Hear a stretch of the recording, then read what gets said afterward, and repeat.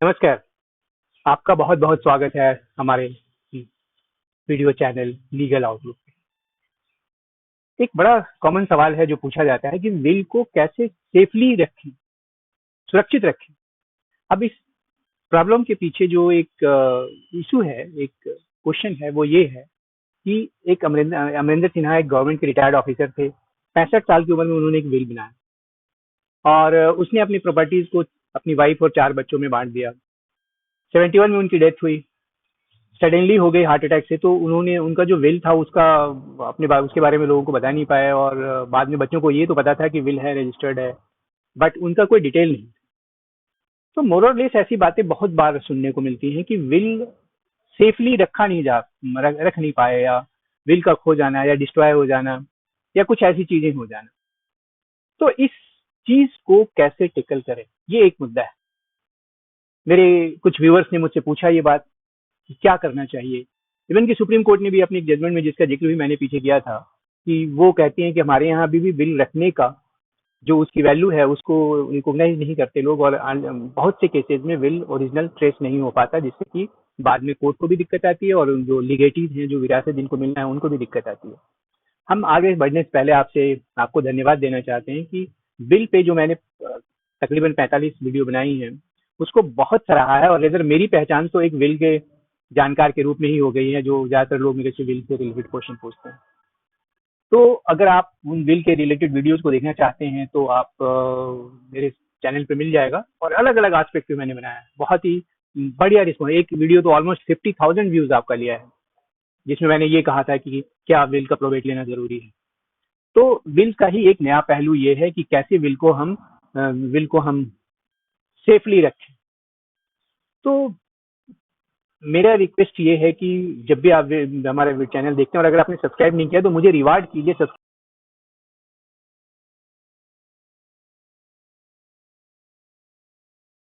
के द्वारा। और अगर वीडियो ठीक लगे तो आप उस पर कमेंट भी कीजिए और शेयर कीजिए और लाइक कीजिए।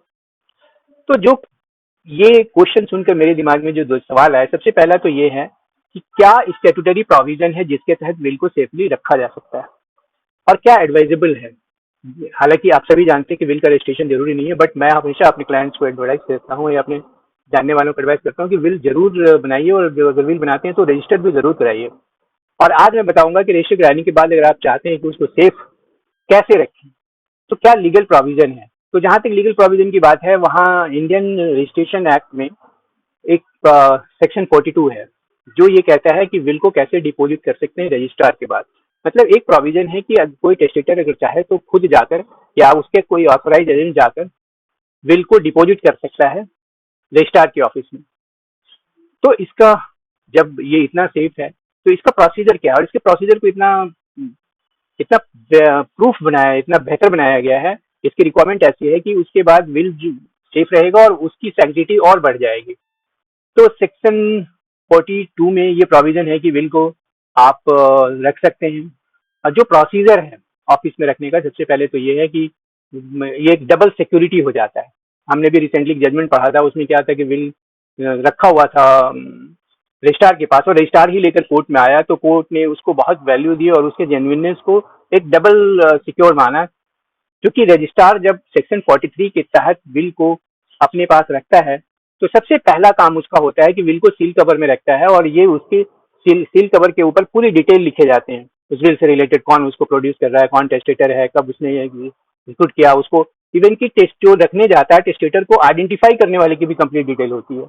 ये रजिस्टर बुक नंबर 5 में रखा जाता है। ये बड़ा इंपॉर्टेंट है, बुक नंबर 5 में रखा जाता है।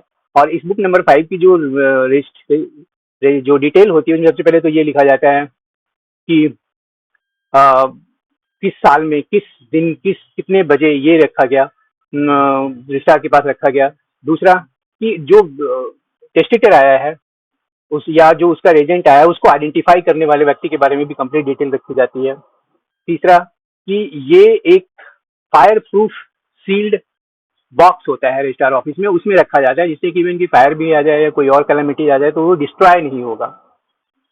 इसके साथ एक इम्पॉर्टेंट प्रोविजन है जिसके बारे में मैं आपको बताना चाहूंगा, वो है rule 20 of Delhi registration rules 1976। अब ये रूल 20 के ये कहता है कि जो बुक 5 है, बुक 5 में जो रखा जाएगा उसमें ही केवल विल की एंट्री हो सकती है। दूसरा, इसमें एक सीरियल नंबर होता है जो कि उसके इन्वेलप पे भी लिखा जाता है, जो सील्ड कवर होता है उस पे भी लिखा जाता है।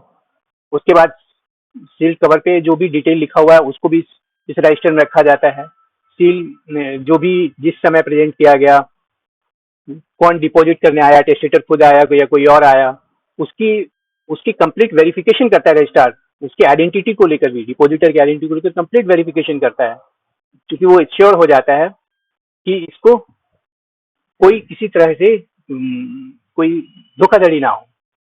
इवन कि जिस समय टाइम, जिस समय वीडियो उस बिल को दिया गया उसके बारे में उसकी पूरा डिटेल होता है, और ये रजिस्ट्रार की ड्यूटी होती है कि उसको वेरीफाई करे। इवन कि जब पर्सन कोई उसको लेने जाता है, डिलीवरी लेने जाता है, अगर उसमें कोई प्रिस्क्राइब किसी व्यक्ति का नाम है तो उसकी फिर डिलीवरी देते वक्त उसकी रजिस्टर में एंट्री होती है और पूरा सारी प्रक्रिया को फॉलो किया जाता है। अब जो ये इतनी सारी चीजें की जाती हैं और इसमें एक रजिस्ट्रार के जिम्मे ये कंप्लीट एक ड्यूटी है कि इतने सारे जो एंट्रीज कर रहे हैं उसके बाद वो अपने सिग्नेचर से वेरीफाई करें इन सारी एंट्रीज को, जो भी सेक्शन 45 और 46 के तहत बिल से रिलेटेड चीजें हैं उन सबको वेरीफाई करें। अब जो बात है, जो मोस्ट इम्पॉर्टेंट चीज है कि जो इंटायर प्रोसेस है वो उसकी अपनी एक ऐसी सेंटिटी बन जाती है जो एविडेंस एक्ट में प्रिजम्पशन है। आपको पता है कि सेक्शन 114 एविडेंस एक्ट में प्रिजम्पशन है किसी घटना को लेकर, तो उसमें एक प्रिजम्पशन जो है एविडेंस एक्ट का सेक्शन 114 और सबसेक्शन ई में, कि कोई भी जुडिशियल एक्ट या ऑफिशियल एक्ट अपने रेगुलर बिजनेस के रूप में परफॉर्म किया जाता है तो वो उसको चैलेंज करना बहुत मुश्किल होता है। तो रजिस्ट्रार ने जो विल को अपने पास रखा, उसने अपनी सारी एंट्रीज करी, सारी चीजों को उसने मेंटेन किया और अपने वेरीफाई किया, तो इससे उस विल की सैंक्टिटी और बढ़ जाती है। और ये एक, जैसे हमारे लॉ में प्रोविजन है प्रूडेंट माइंड का, तो एक प्रूडेंट माइंड का अप्रोच लेकर जज जब चलता है और उसके पास एक सेक्शन 114 ऑफ एविडेंस एक्ट का जो एक प्रिजम्पशन है, इससे कोर्ट को काफी कॉन्फिडेंस हो जाता है बिल के जेन्युइननेस को लेकर। तो इसके दो फायदे हुए। पहला तो आपका विल सुरक्षित रहा। दूसरा, वो विल जब चैलेंज कोई करना चाहेगा तो उसको बहुत मुश्किल आएगी और उसको बहुत ही कंक्रीट कोई एविडेंस लेकर आना होगा, तभी वो उस विल को चैलेंज कर सकता है, जिस केस में रजिस्ट्रार खुद विल लेकर कोर्ट में आता है और प्रोड्यूस करता है। क्योंकि कोर्ट फिर बिल जब पता होता है कोर्ट को कि इसके ओरिजिनल बिल रजिस्ट्रार के ऑफिस में ही रखा हुआ है, तो नोटिस करता है कोर्ट रजिस्ट्रार को, रजिस्ट्रार खुद लेकर आता है या उसका कोई ऑथराइज्ड एजेंट लेकर आता है और वो उसको वेरीफाई करता है कि चीज़ों को फिर कोर्ट में देता है, तो कोर्ट में कॉन्फिडेंस काफ़ी ज़्यादा हो जाता है। रिसेंटली मैं एक जजमेंट पढ़ रहा था जो 11 जुलाई 2023 का था, जस्टिस वजीरी का लिखा हुआ। तो उसमें उन्होंने जो विल को चैलेंज किया गया था वो विल लेकर उसको रजिस्ट्रार के ऑफिस में रखा गया था, तो वो उसको लेकर आया था। तो कोर्ट ने बहुत वैल्यू करी इस चीज़ की कि इसके जेन्युइननेस को इस तरह से चैलेंज नहीं किया सकता जब तक कोई बहुत स्ट्रांग एविडेंस नहीं हो। तो मैं ये सजेस्ट कर रहा हूँ एज एन एडवोकेट और ए पर्सन, एक जो मेरे लीगल जो नॉलेज है विल, वसीयत, प्रोबेट, लेटर ऑफ एडमिशन से लेकर, कि अगर आप विल बनाते हैं तो आप रजिस्टर कराइए और उसको कोशिश कीजिए कि उसकी डबल कॉपी बनाएं और एक तो अपने पास रखिए ओरिजिनल, डुप्लीकेट, और जो ओरिजिनल कॉपी है वो रजिस्ट्रार के दफ्तर में ही रख दीजिए। बहुत ही मामूली फी होता है इसको रखने का, बट से सुरक्षित हो जाता है। अगर आप अपने विल में किसी को एग्जीक्यूटर बना रहे हैं तो बढ़िया है, फिर उसको जिम्मे लगाइए कि वो लेकर वो बिल को कलेक्ट वो करेगा, या कोर्ट के जरिए मंगाया जाता है तो कोई प्रोसीडिंग होती है तो कोर्ट के जरिए मंगाया जाता है। तो मेरा अपना जो एक टेक अवे है इस वीडियो में, और जो इस सेक्शन जो मैंने आपको एविडेंस एक्ट का और रजिस्ट्रेशन एक्ट का बताया, जो प्रोविजंस दिए हुए हैं, कि ये बहुत ही समझदारी है कि बिल को सेफली रखने के लिए रजिस्ट्रार के पास ये जो प्रोविजन है उस तहत रखिए।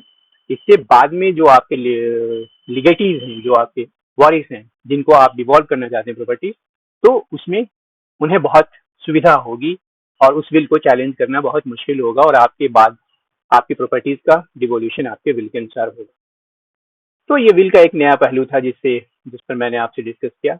आपसे ये अनुरोध है कि कोई भी अगर इश्यूज है विल का, वैसे तो बहुत सारे क्वेश्चन आते हैं, मैं रिप्लाई भी करता है। हाँ, एक चीज मैं अवॉइड करता हूँ कि मैं लीगल ओपिनियन नहीं देता आपके सवाल पे, क्योंकि वो एक कंप्लीटली डिफरेंट चीज है। इंफॉर्मेशन शेयर करना डिफरेंट चीज है, और लीगल ओपिनियन देना उसमें बहुत सारी, जब तक जानकारी ना हो, एक एडवोकेट को नॉर्मली नहीं देना चाहिए लीगल ओपिनियन जब तक पूरी बात की रिसर्च ना हो। तो बट आपके सवालों का जवाब आपकी जानकारी के लिए मैं जरूर देता हूँ, और जो मुझे समझ आता है बेहतर मैं आपकी कानूनी सलाह लेता हूँ। धन्यवाद। और अगर वीडियो अच्छा लगा तो लाइक और सब्सक्राइब जरूर कीजिए, और कमेंट कीजिए, जिससे मेरा उत्साह बना रहे आपके को नए नए वीडियोस के जरिए कानून के नए नए पहलू पे आपके साथ अपनी एक चर्चा करता रहूं। धन्यवाद।